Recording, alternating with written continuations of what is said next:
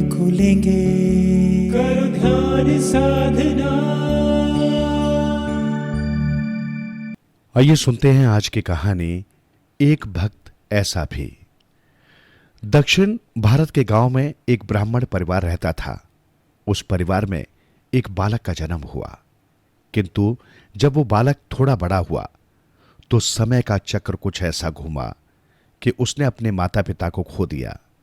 उस बालक के एक रिश्तेदार ने उसका पालन पोषण किया, क्योंकि रिश्तेदार दंपत्ति साधन संपन्न थे, तो उस परिवार में बालक को किसी भी प्रकार की कमी न थी।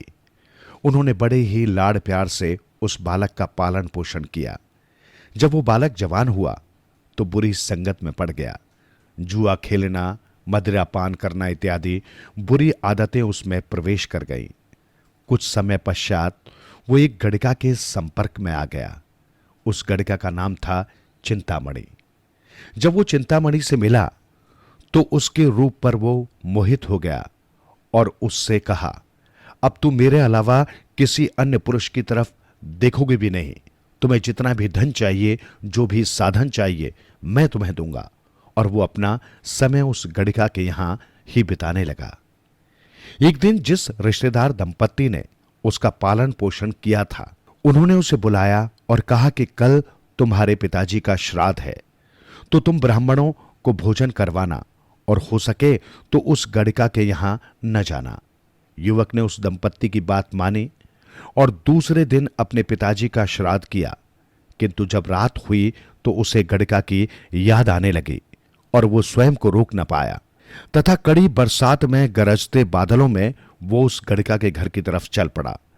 तेज बारिश हो रही थी और उसके गांव से गड़िका के घर जाने के लिए नदी को पार करना जरूरी था। उसने देखा नदी किनारे कोई नौका नहीं थी।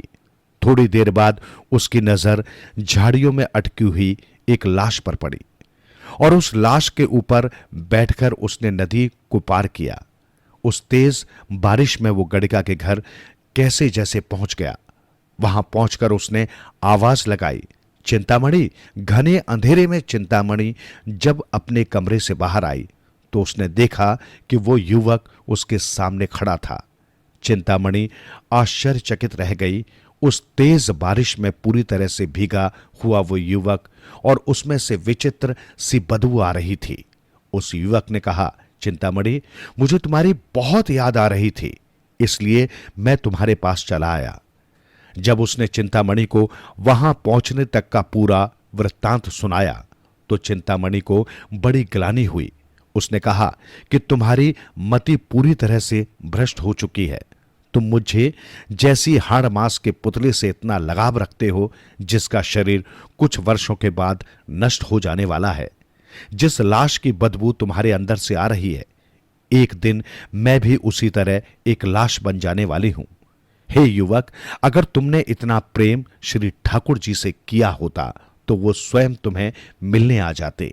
गड़िका की बात सुनते ही मानो उस युवक के अंदर एक विद्युत का प्रभाव हुआ।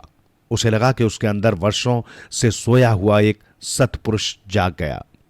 उसने उसी क्षण चिंतामणि को प्रणाम किया और कहा, चिंतामणि, तेरी इन बातों ने आज मेरे जीवन को एक नई दिशा दी है, मुझे एक नया मार्ग सुझाया है।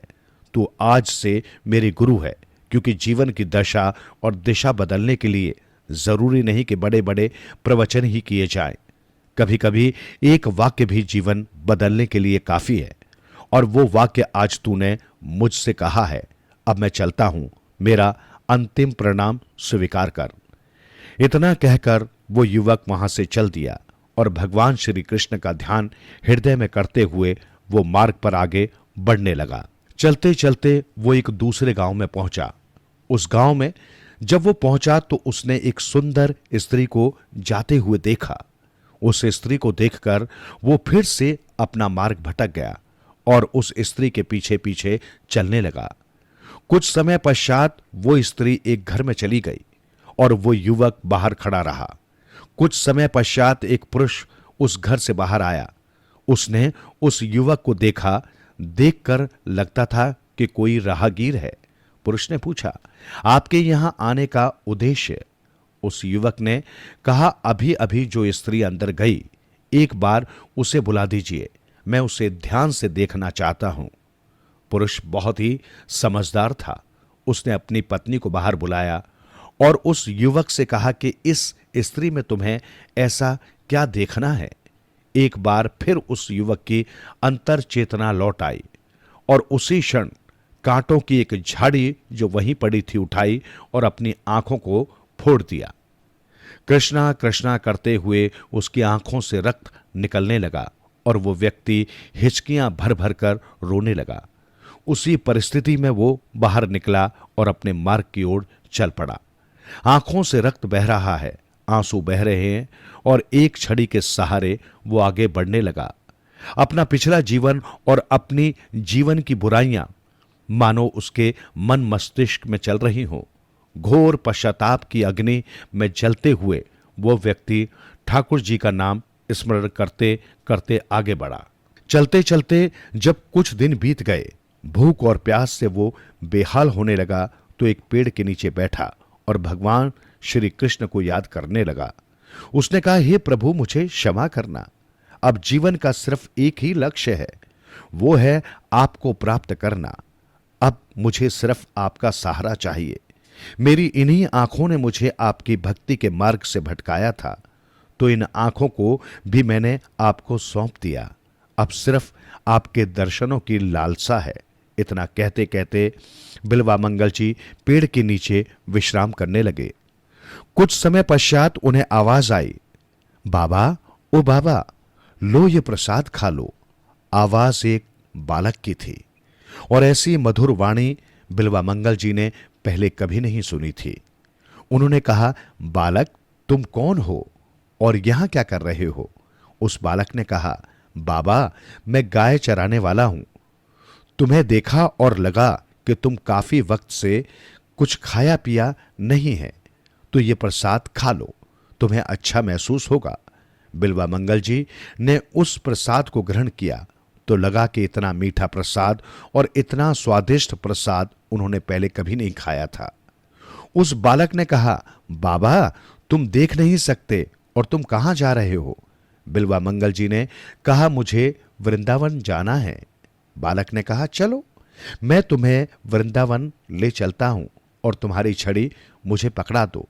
इस छड़ी को आगे से मैं पकड़ लूंगा, पीछे से तुम पकड़ो तथा थोड़ी देर में हम बातें करते करते वृंदावन पहुंच जाएंगे। बिल्वामंगल जी को लगा, बालक मुझसे मस्करी कर रहा है। कहां दक्षिण भारत और कहां वृंदावन, किंतु अच्छा है, मुझे एक सहारा तो मिल गया। कुछ दूर चलने के पश्चात उस बालक ने कहा, बाबा, अपनी आंखें बंद करो।